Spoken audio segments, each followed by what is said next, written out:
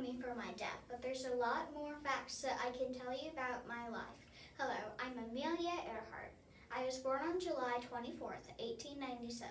My mother named me after her, and my father was named Edwin Earhart. He had a hard time keeping a job, so there were always a lot of money worries.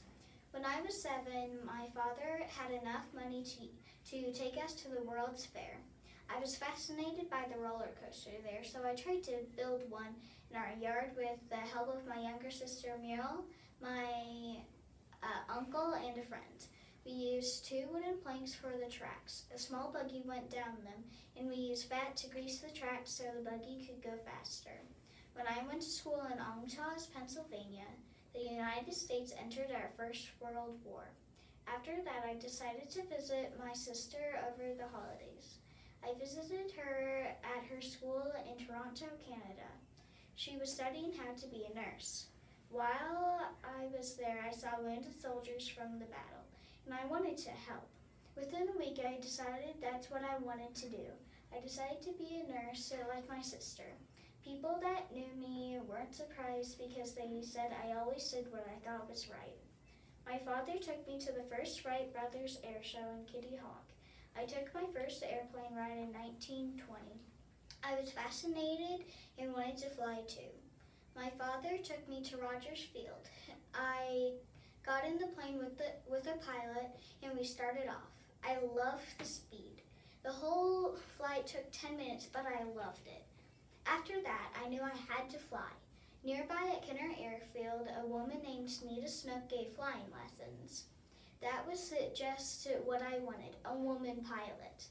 Later on, my mother and I made enough money to buy a plane. I painted it yellow and called it the Canary. Later on, I got another plane and called it Little Red Bus. Here are some of my accomplishments from my first career.